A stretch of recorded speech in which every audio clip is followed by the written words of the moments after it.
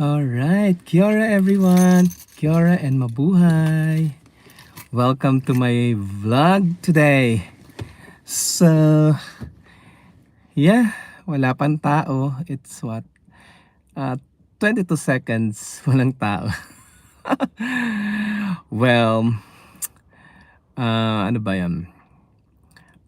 Why do what I'm doing right now while waiting for people to come? Well, I'm on my car right now. Ang init pala. Wait, I'll just open my car. I'll just put some. Yeah. Yeah. Yeah. So, ano bang purpose ng vlog natin today? So, today, it's Thursday. And I'm not doing anything. It's lunchtime, to be honest. It's like 12:30. So, marami nagtatanong, ano ba yung, paano ba ako napunta dito sa New Zealand? So ikwento ko sa inyo kung paano kami napunta dito sa New Zealand.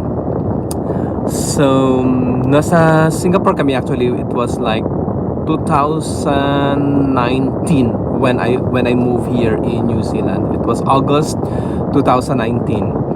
So, nasa Singapore kami before. I was living in Singapore for 15 years. And then I was a permanent resident in Singapore. And then we're good, actually we're good in Singapore. Although si Nali and Emma was not a permanent resident. So I think that's the reason. That's the big reason bakit kami nag-move na New Zealand.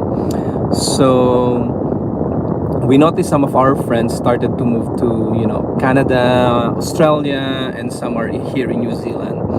So there's a time na si Emma, yung aming baby, ay tawag dito na the Singapore immigration only gave her 3 months to stay in Singapore. So parang doon na kami talaga nag-isip na why we are, ba't kailangan namin mag-move ng ibang bansa. So yeah, we asked around our friends, then sabi nila, try mo magpunta ng Canada, apply ng Canada or Australia or New Zealand. So first, initially we started to apply sa sa Canada. So doon kami nag-start, and then it's been a while. Walang tumatawag sa amin. Walang nag-email, no nothing. And I applied for provincial nomination during that time. And wala man tumawag sa amin. Ang Canada hindi tumawag sa amin. So sabi namin, okay, why don't we try to apply in Australia. So nag-apply kami that time sa Australia. And then I already took the IELTS and everything. I prepared everything papunta sa Australia during that time. And then at the same time, we applied for New Zealand during that time. And then the funny thing is, after 2 weeks, I think 2 weeks na nag-apply ako na expression of interest sa New Zealand, the immigration already messaged us na we can apply for residency. So yeah, that's the reason why. And then ang Australia, sabi nila sa akin is I need to take IELTS to get higher points, higher chances para makakuha ng residency. But since New Zealand already offered us during that time, so I grabbed the opportunity. So dun kami nag-start. So anong nangyari is first nagtanong-tanong kami sa mga immigration officer, mga immigration na company sa New Zealand, sa Singapore, kasi na Singapore nga kami that time. And you know what? Sabi nila sa amin, we have to pay for like $10,000. Imagine $10,000 we have to pay for the para sa processing ng papers namin. Sabi ko, hala, ang mahal-mahal. Imagine that, $10,000. Ang mahal-mahal kaya. So sabi namin ni Nali, ni Mrs., sabi namin, okay, why don't we do this one? Basahin natin kung ano yung nasa immigration na website, and for sure ayun din lang naman ang kailangan nila. So yeah, we read, sinali kasi magaling siya magbasa sa mga mga legal documents and everything. So binasa namin yun, and then we started to send all the, how do you call it, yung mga requirements, yung mga papers and everything.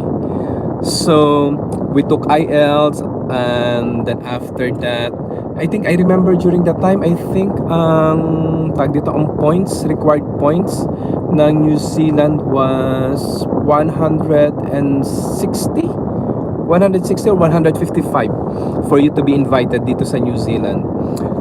So, nung nag-apply ako, nag-check ako ng expression of interest, and our points that time is 165. So, by point system kasi dito sa New Zealand that time. So, yun, nag-try ako na nung nag-apply ako ng expression of interest. Then nag-start na kami mag-prepare. You really have to take ilan mo yung pa-accredit ang school mo, yung education mo. Kahit sabihin mong graduate ka ng University sa Philippines, pagdating naman dito, it's totally different. So we applied, we checked the NZTA to yung check ang aking school, kung accredited ba siya, and after that we took the IELTS. And I remember that time na kasi nag-apply kasi ako ng skilled migrant.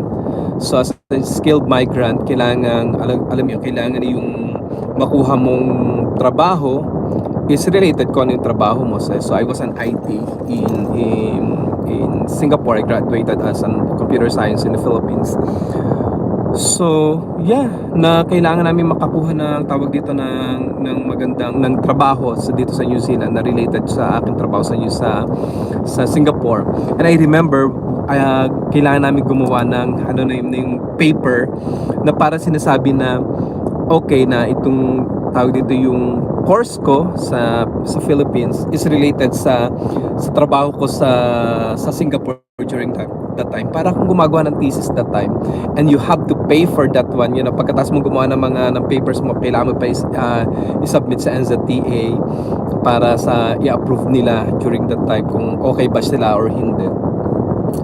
Anyway, so nung na-prepare na namin lahat ng mga documents namin, everything, all the papers, all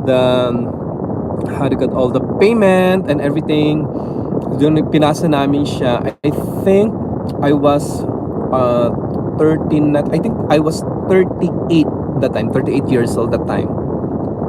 And then kailangan namin i-prepare lahat ng mga documents kasi hinabol din namin yung age limit that time. Kasi I remember that time, if you reach 40 years old, I'm already 45 this year. I'm so old.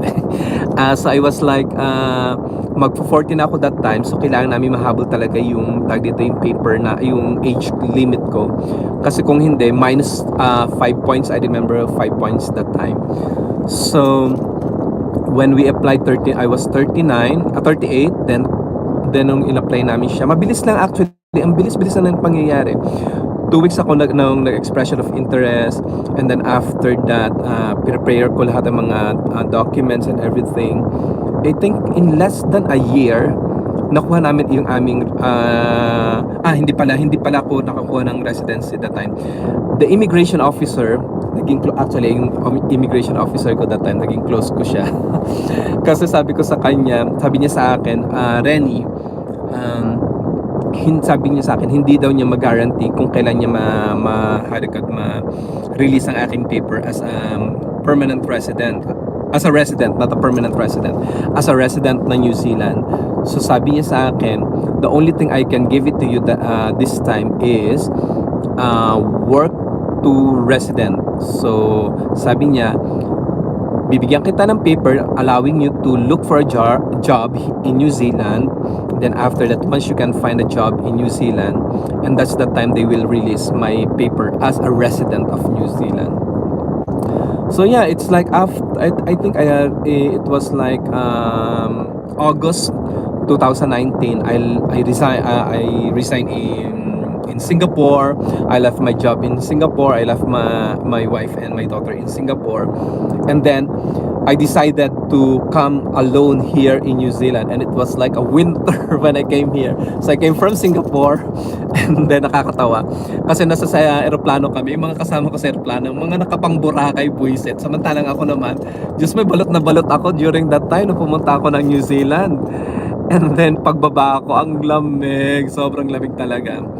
But so yun nga, nagstay ako for a while sa Auckland. I was in Auckland during the time kasi sabi ko, wala akong idea sa places sa New Zealand. Ang alam ko lang talaga is Auckland, Wellington, and Christchurch and Queenstown. Pero ang plan talaga namin is I need to find a job here find a job in Auckland kasi ilang naman ang alam namin lugar kasi I think uh, on my case I think mas marami akong opportunities sa Auckland. So I was there for August, then nag-start ako mag-look for a job. I attended some interviews and everything. So yeah, ang hirap maghanap during that time. Syempre wala ako sasakyan, hindi ako marunong magsasakyan. Hindi ako marunong mag-drive and I have to take the public transportation na napaka-limited lang talaga. And then may mga few interviews during that time, and then I remember I had an interview in Tauranga, which is another town here in New Zealand. And I really love sa Tauranga. Akala ko talaga sa Tauranga ako magstay. Sabi ko talaga na this is it. Sabi ko naghahanap talaga ako ng bahay that time sa Tauranga. And then wala ako nung pabalik na ako ng taon ng after my interview sa Tauranga, pabalik ako ng Auckland. And then sabi sa akin is hindi daw ako natanggap. Yun. So sobrang sad talaga.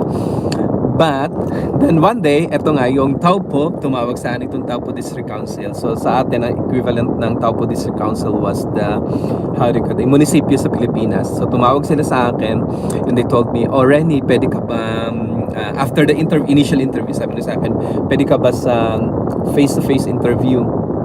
So sabi ko, yes, pwede ako sa face-to-face interview. And then akala ko, sabi nila tomorrow daw. Sabi ko, yes, of course. Siyempre, naghanap ka ng trabaho. Kung ano sabihin na nag-interview sa'yo, sabi mo, yes ka lang ng yes, diba? And then after the call, tinignan ko sa mapa, uy, sa layo-layo pala ng tao po sa Auckland. So sabi, tinawagan ko yung boss ko, sabi ko, is it okay if I reschedule the interview? Kasi sabi ko sa kanila, I really need to book my hotel. I really need to book my transportation dito papuntang Auckland. Papuntang Taupo. So tawa ko ng tawa. And then pagdating ko ng Taupo, umaki naman ang boss namin. And then pagkatapos ng Taupo nga, pumunta ko rito, and then umattend ako ng interview. After the interview, nung pabalik na ako ng Auckland during that time, sabi ba naman ng boss ko, nasa sasakyan, nasa bus ka. Kasi pag nagbus ka around 4 hours, from 4 hours from Auckland to Taupo. 4 hours or 4.5 hours, something ganun.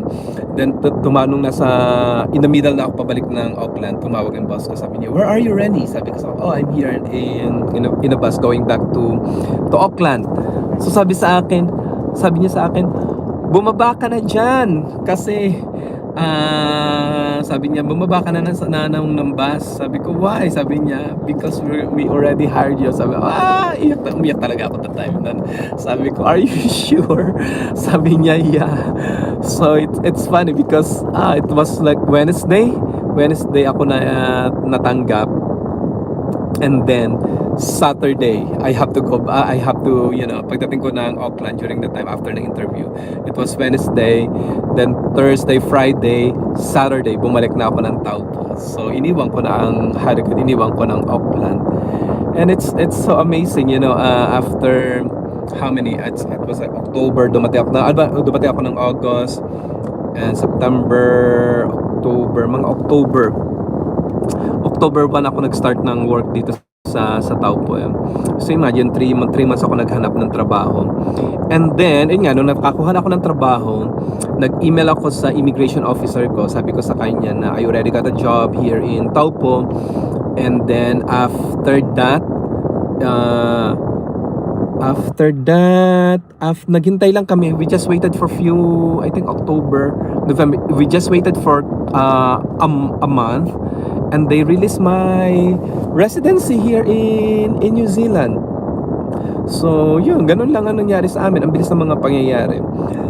So I left August sa Singapore, and then October I got my job. November I'm already a resident in New Zealand. So amazing na ang bilis ng mga pangyayari. So yun nga yung sinasabi ko na imagine that kung nagbayad kami na halaga ng $10,000 sa halaga immigration na company. So imagine mo $10,000, ang laki-laki kaya nun. So I think ang total na nagastos lang ata namin during that time, three of us processing ng papers and everything, probably mga half of it, you know, I think mga 5,000 to 6,000 I guess. Kasi syempre mga documents mo, kailangan may mga legal documents, kailangan mo i-notarize, kailangan kung kumuha ng mga exam, kailangan mo i-send sa different organizations like NZTA yung mga papers mo. But it was worth it. I think yung nagastos namin totally, it's it's really worth it sa mga pangyayari. So yeah, we got the residency na November. Then after 3 years, 3 years ba? So 2019, 20. Yeah, I think 2 years lang ata. 2 years. We already we already a permanent resident here in New Zealand. Then after 5 years na kami. Yes. So we already 5 years here in New Zealand. So we finally got our citizenship. We already a citizen. So on Monday will be our oath taking as a New Zealand citizen. So yeah, so I think for those who are, nag-iisip na worth it bang pumunta sa New Zealand? Yes, I'm telling you, especially for those people na may mga babies or mga bata na may mga anak, it is worth it to move to New Zealand. Kasi napaka family friendly, and then I think it's a good opportunity as well raising family. And kami nung nasa Singapore ako, wala akong time talaga sa baby namin, kay Emma. And then here in New Zealand, I have time para maka-attend sa mga activities ni Emma, and I have time para play with her, those kind of small things na hindi ko nagagawa before sa New Zealand. And here is like, pagdating ng 5 o'clock, uwian na. And weekend, it's yours, totally yours. So, and you have like, for example, sabihin mo sa boss mo na, uy, merong activity ang anak namin. And they are very, talaga, na family-oriented. They will say, okay, it's okay. You can, take a leave, or you can just take 1 hour off. Then after that, you can go to attend to, sa mga whatever activities ng iyong anak. And yun, ay lang naman, mas okay talaga. So, kung ayun nga, sa mga naghahanap ng place kung saan sila lilipat, I highly recommend New Zealand. Marami, especially if you are like, mahilig ka sa nature and everything. So, marami mga nature activities. So, talaga may enjoy mo talaga in nature. Kung masasabi mo talagang you will be like immersed sa nature. So kami dito sa Taupo, say I'm from the imagine from Singapore na talagang metropolitan, and then all of a sudden we came here in Taupo, in the middle of nowhere, more on mountains, lake, and forest and everything. So ayun, okay naman kami, happy naman kami dito. So nag-enjoy talaga kami. So sana, if you are looking for an opportunity here in New Zealand, so yeah, I pray that you will able to find ng trabaho or a good opportunity sa mga gustong lumipat dito. If you have some questions kung ano ba yung mga kailangan pa, you can message, you can put your comments in the comment section, and then we will try to accommodate. Hi, good morning everyone. Queen Can, thank you for coming. So enjoy everyone. So I hope na kahit paano, no matter what, you will able to get some tips. I'm not so sure whether it's a good tip or what. So I hope you will get the probably it's not a tip, but probably an insight kung nag-iisip ka kung if you really wanted to go to another country. So I hope this video will be beneficial. So sana yun nga makapunta rin kayo dito sa New Zealand. Or if you're not going, if you're not looking for transferring to New Zealand, try to visit New Zealand. I highly recommend that one. New Zealand is a good place to visit, and yeah, good opportunity to come. Ayun lang. Have a nice day, everyone. Thanks for coming. Bye.